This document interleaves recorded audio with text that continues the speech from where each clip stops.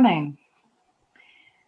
We're here from the Shambhala Center in Ottawa, and my name is Jocelyn Beaudette. I'm going to be leading us in some chat about the Three Lords of Materialism today, and we're going to be doing some shamatha meditation. And we also have Colin Cordner here, who is co-director of the Ottawa Shambhala Center, and Kathy Berg, who is also with the Shambhala Center. And I'm not sure of your role at the moment, but Kathy always does everything at the center, so she's very involved. So the format for our time together today is that I'm going to introduce the topic in a general way, and then we'll have about 5 minutes of meditation to just settle in, and then we'll come back and I'll expound more thoroughly. And then that'll be followed by a longer period of maybe 15 to 20 minutes of meditation, depending on the remaining time in the hour. So, I hope you have a comfortable place to sit, and we'll begin. So the Three Lords of Meditation, the three Lords of Materialism are the Lord of Form, the Lord of Speech, and the Lord of Mind. And each of these corresponds to, or the Lord of Form corresponds to physical materialism. The Lord of Speech is psychological materialism, and the Lord of Mind is spiritual materialism.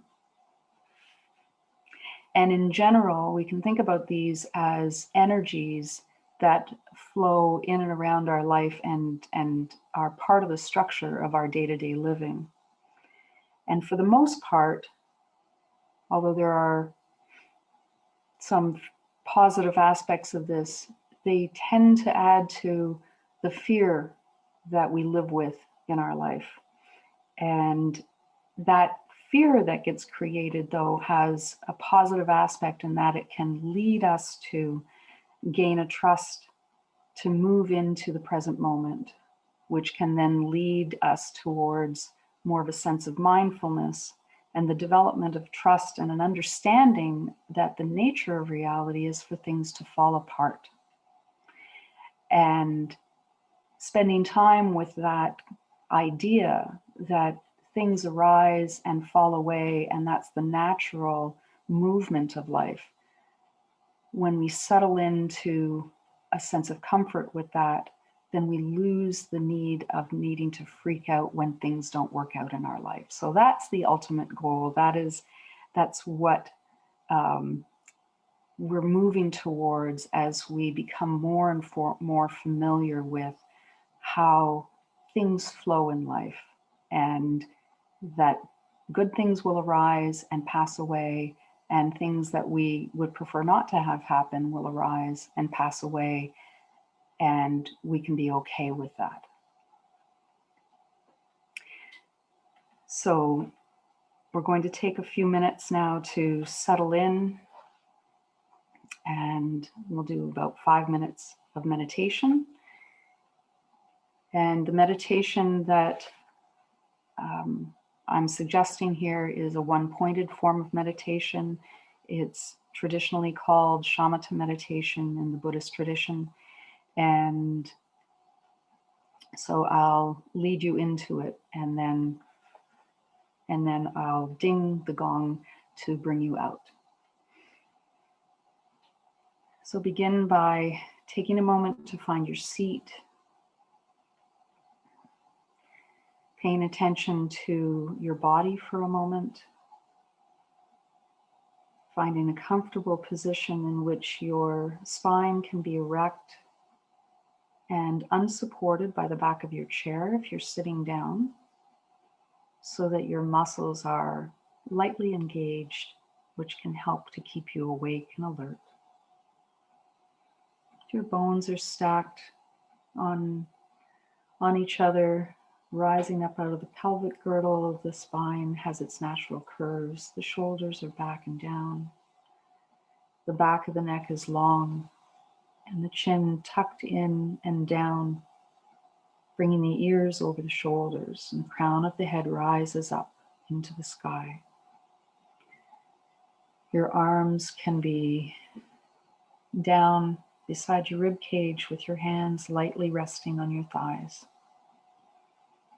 supporting your body in a dignified position. Now bring your attention to your breath. Notice your body breathing.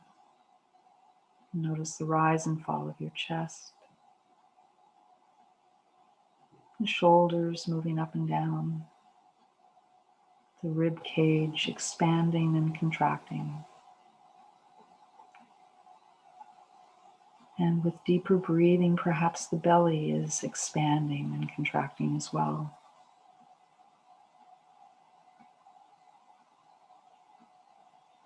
And take a moment to notice if there's anything that needs adjustment, anything that needs to shift to bring you greater comfort.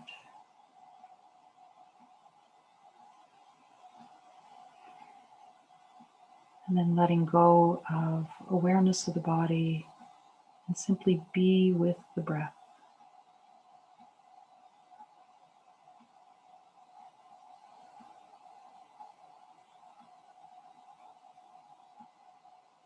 And as thoughts arise, as they naturally will, you can notice the thought.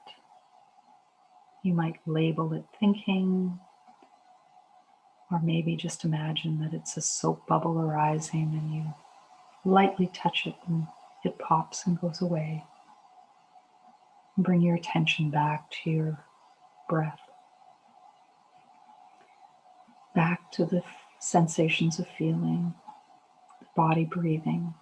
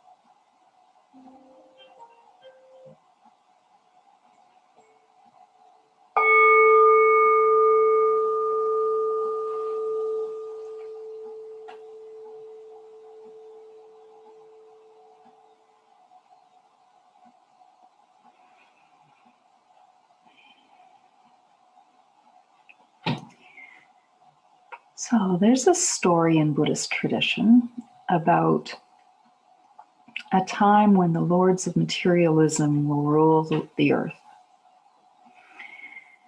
And the Lords of Materialism are servants of the Emperor, who's the ego. And they strengthen our understanding that the ego is supreme.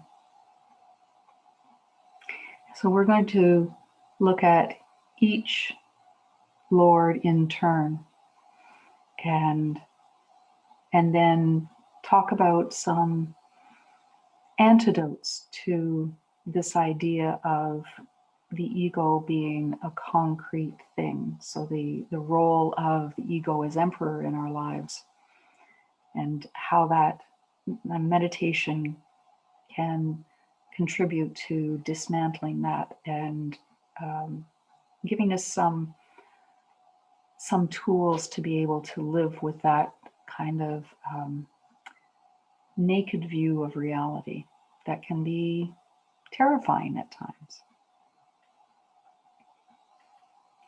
So the ego is understood in Buddhist psychology to be a collection of heaps of thoughts, feelings, perceptions, basic strategies for survival. And the illusion that we create for ourselves is that this random collection of things is a whole that we call me. So this is part of the story we tell ourselves. All of our experiences, all of our stories that we have, we stitch them together into a sense of a self that we identify with. And the understanding is that that gets in the way of our view of reality and colors our view, our perception of our experiences in a way that keeps us from a true understanding of the reality of things, the nature of things. So the Lord of Form. This is talking about spiritual materialism. And on the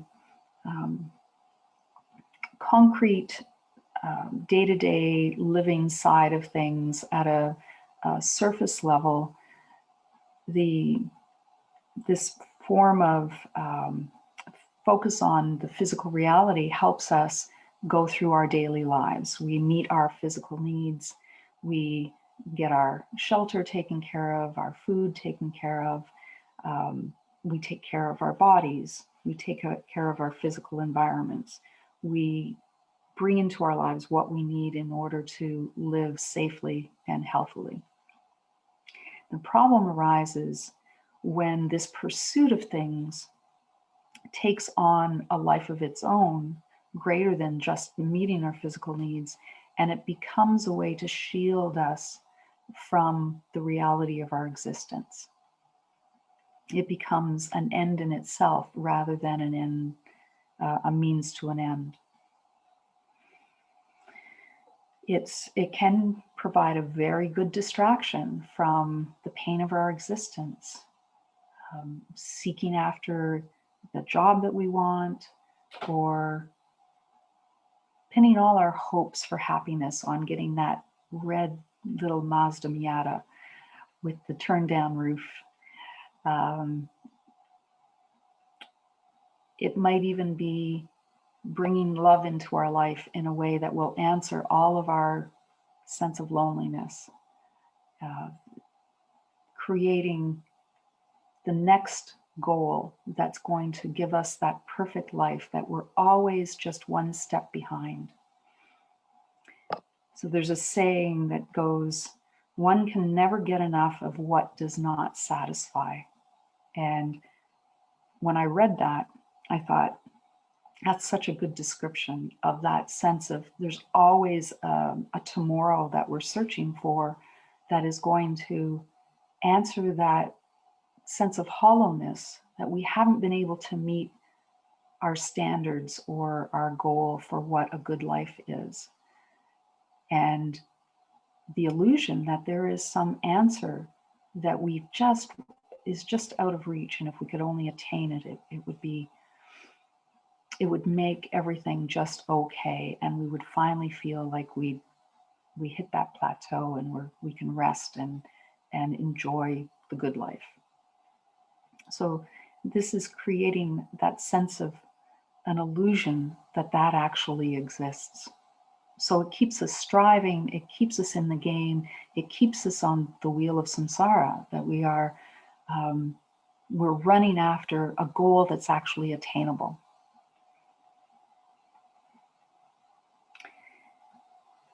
The Lord of Speech is associated with psychological materialism. And the reason for that is that we create the concepts of our existence through the words that we use, through the stories that we tell ourselves. And we create our sense of ourself through the stories that we tell ourselves. There's a way of looking at the self as a collection of selves. We have the self that we are with our parent, and the self that we are with our partner, with our friends, in our work environment. And all of those different selves might have slightly different characteristics. And yet we thread it all together. We weave it into a whole and consider ourselves to be singular. It also builds up that sense that we are a separate self. And this is a place where we can get lost in loneliness because of that delusion that we have, that we are actually separate. So we use systems of thought to enhance our sense of self and to ward off confusion and insecurity. And this creates a prison of our intellect. On a positive side, rational thinking, scientific thought can actually lead to a clear view of reality. But the twistedness of that is that we can shield ourselves from a clear view of reality by the constructs that we believe and live by.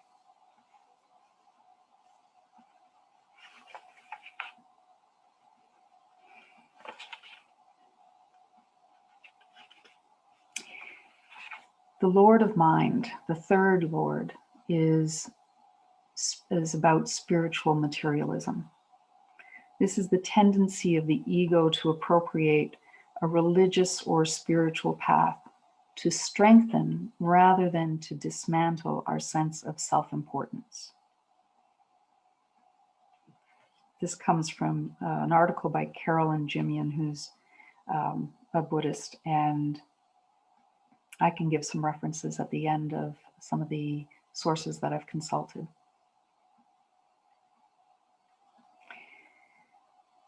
So a particularly subtle and deceptive form of spiritual materialism is a tendency that spiritual seekers can have to create imitations of spiritual experience. If you've ever been on retreat where you've slowed down enough to be able to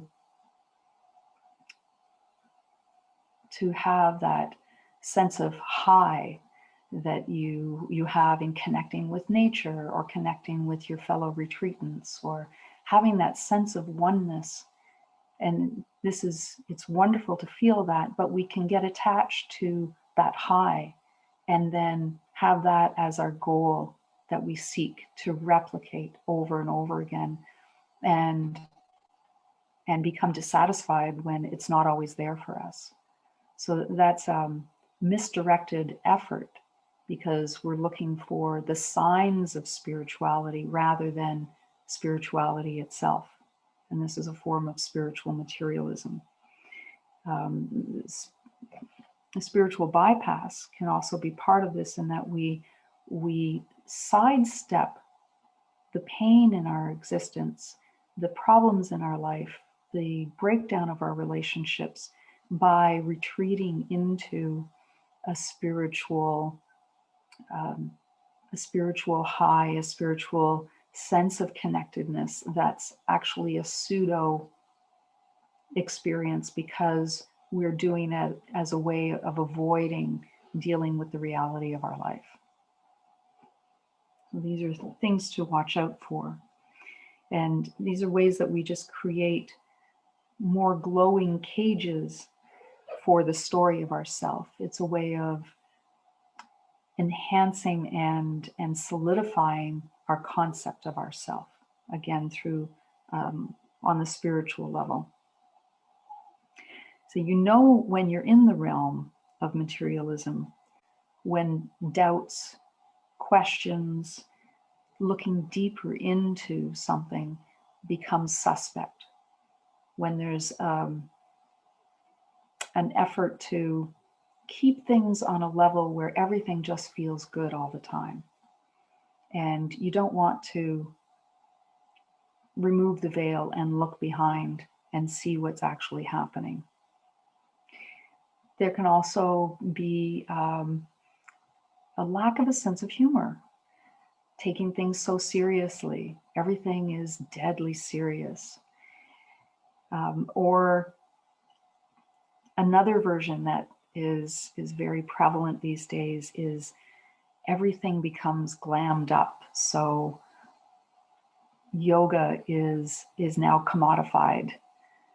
Buddhism can be commodified. Christianity can be commodified. You can fill your house with statues of the Buddha and feel like you've accomplished something, or go on a yoga retreat and buy all the appropriate wear and the most expensive eco mats, and somehow elevated your spiritual currency in that way. And by focusing at that level, that can take all our attention and we miss what's actually happening.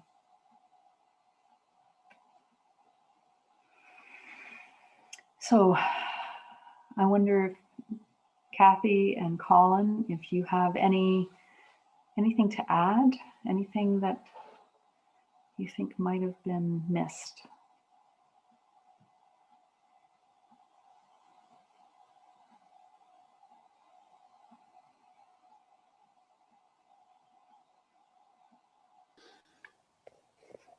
Yeah, I can't really imagine anything which has been missed. I think it's really just a very interesting way of looking at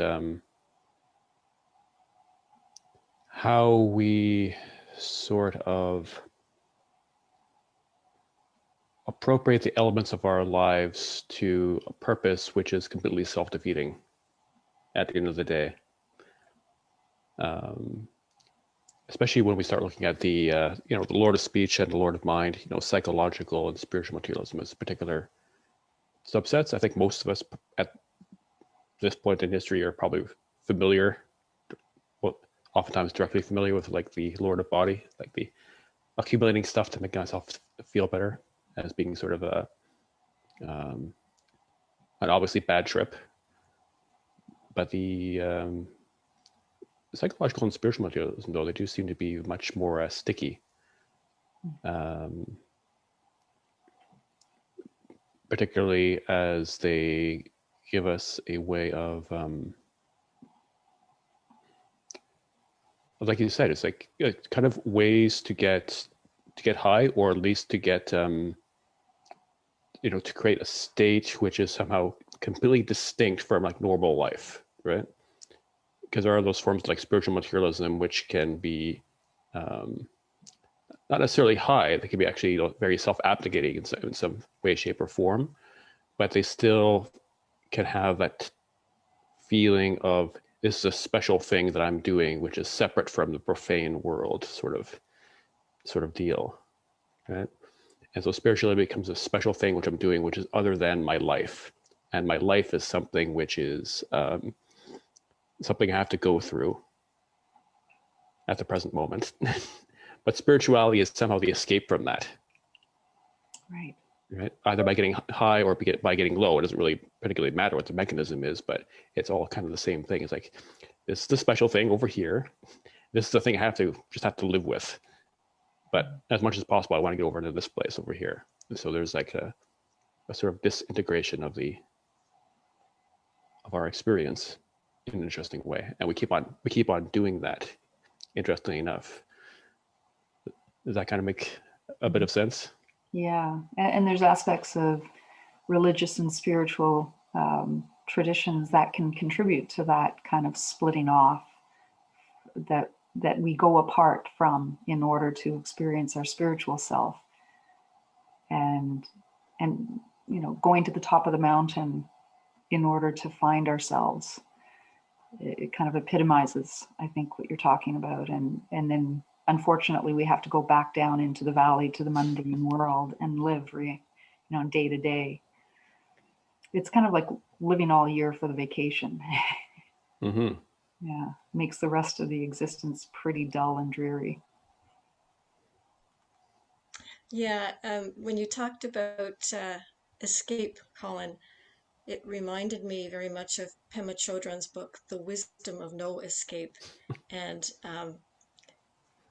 that, I mean, I know that it's so easy to fall into that trap of thinking, okay, if I can just attain this, whether it's spirituality or the concepts, the speech aspect of, the Lord of Speech. As you say, those are the two that are very sticky, and we tend not to apply them to our lives and actually interweave those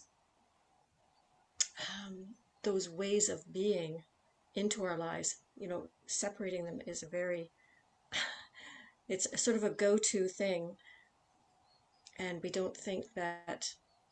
I mean, as you say, separating yourself and going on a retreat, that's a wonderful thing. But when we come back down to the valley, as you say, um, can we interweave those two aspects? That's kind of why I like the householder idea of spiritualism, where you're bringing those ways of being into your everyday life, which is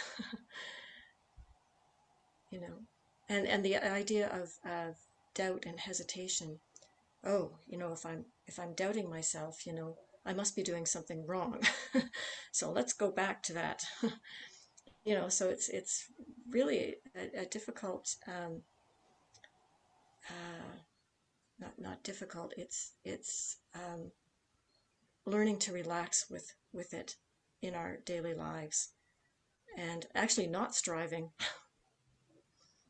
not trying to escape. Yeah, that really contributes to just being here in the present moment, and kind of being a witness to what is as it unfolds, rather than having our agenda always running. And that takes us away from the present moment.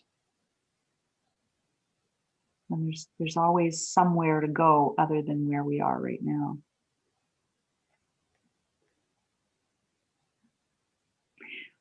Well, thank you for your contributions. I'm going to end with what can be considered, I guess, antidotes to the ways in which the lords of materialism contribute to solidifying that illusion of a separate self. And so some of these, I'm just going to touch on them a bit, and then we'll do some meditating. So the first one is that when we truly look at our lives and try to remove the blinders, try to remove the solid floor in which we're standing on that gets created by the lords of form, speech, and mind, that gives us that sense that we know where we are, we're comfortable, we know where we're going, and that it feels good, but it also it forms a way of keeping us from their experience. So the fear that comes up when we start to remove some of those blinders can send us running back into a pursuit of happiness, back on the treadmill. So learning ways to be able to be comfortable with uncertainty, and Pema Chodron speaks a lot of that, and she has a lot of material available that address that. And there are practices of being able to calm ourselves and still be present with things that are less than perfect, with the things that bring us a sense of discomfort. So that's a really important piece of working with this idea. Another focus is to look at the ways in which we make all of the stories in our life about us. That everything is about solidifying that story of me. And that might even extend into our relationships with other people, that other people serve a purpose as long as they reinforce my idea of myself.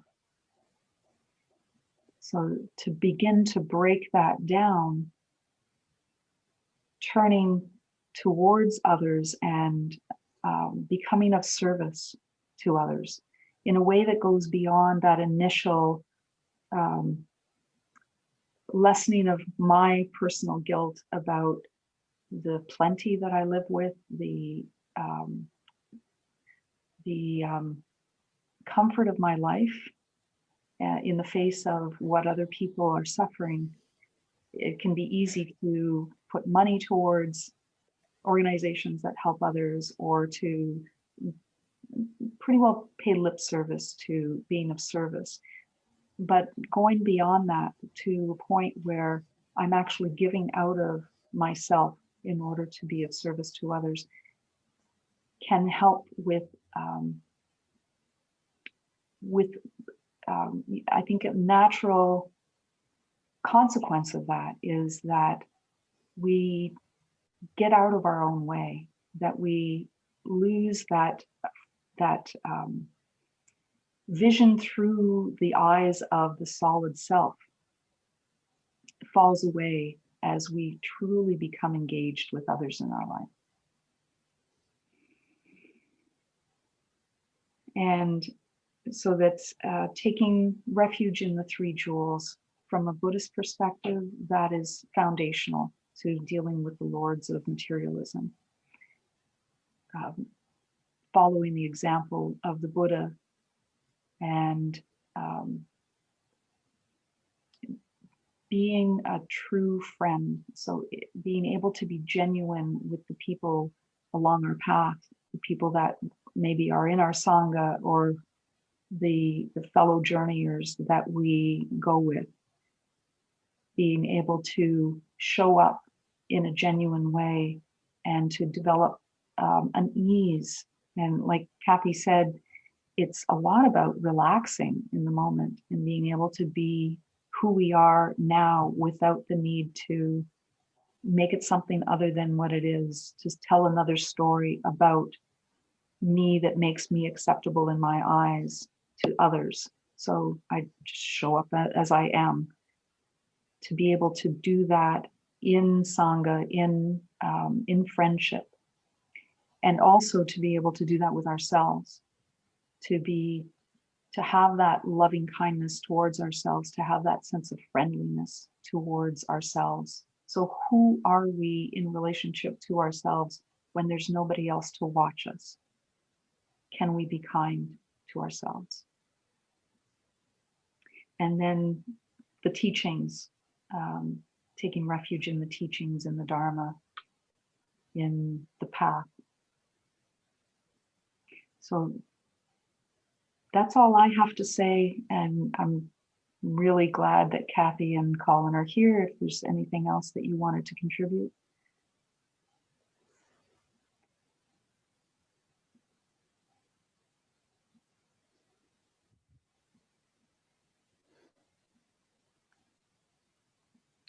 No, maybe just like a very hearty thank you, Jocelyn, for actually preparing that talk, because it's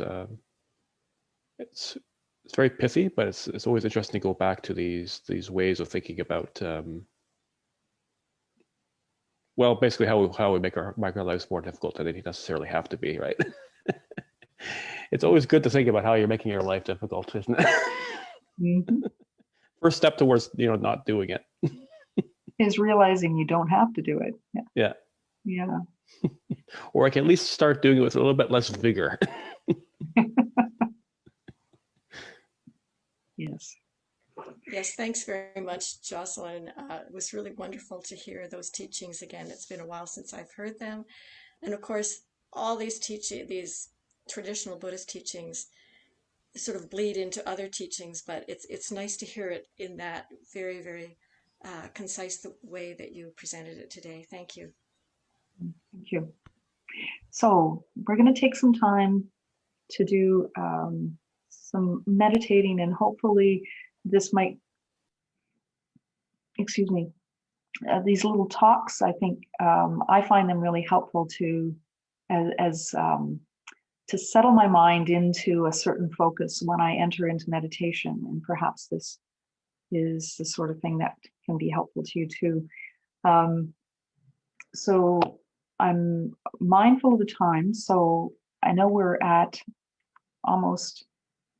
10 minutes to 11, and we started a bit late. So if we go over 11 a bit, would that be okay? Okay, so let's say maybe we do 15 minutes of meditating and then wrap it up. Okay.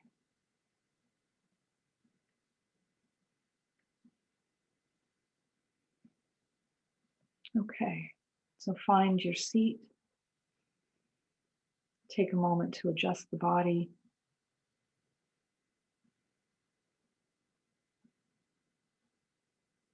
And your gaze can be open or closed. Your eyes can be opened or closed. If your eyes are open,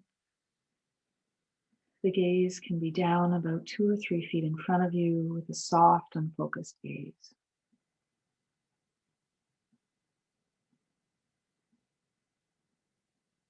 And bring your attention to your breath.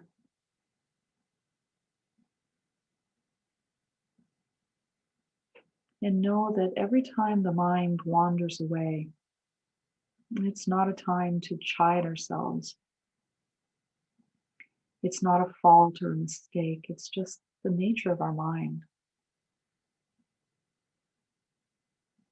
And so, just like we're bringing a little puppy back to the paper, training it to do its business on the paper, you gently pick up the puppy with kindness and love, and you bring it back to the center, and bring your mind back to your breath, and place it there once again. And every time that we notice that the mind has wandered, that is a moment of awareness.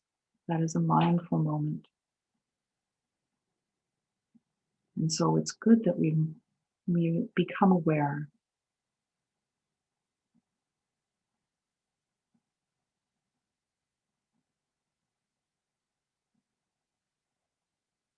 So we'll continue for another 12 minutes.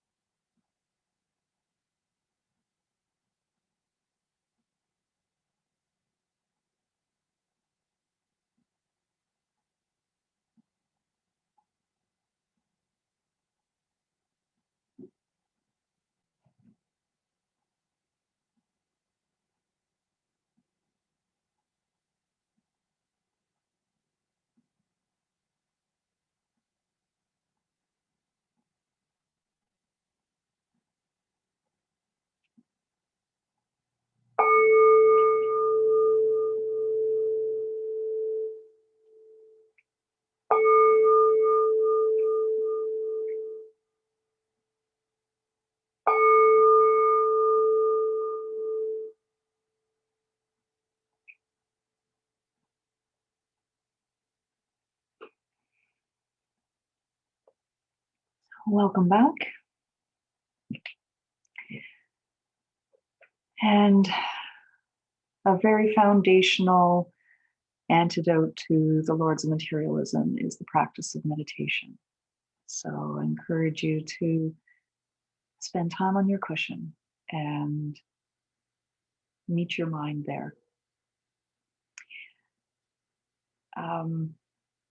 I wanted to share some of the resources that I used in preparing for this talk. Pema Children has a lot of material available. One in particular that addresses this topic is an audio recording available through Sounds True Recordings called Fear and Fearlessness. And When Things Fall Apart is another good source. Galen Ferguson's book on called Natural Bravery. Galen Ferguson is a really good modern presentation of a lot of these concepts that can be very challenging. So thank you all for joining us, and have a great summer.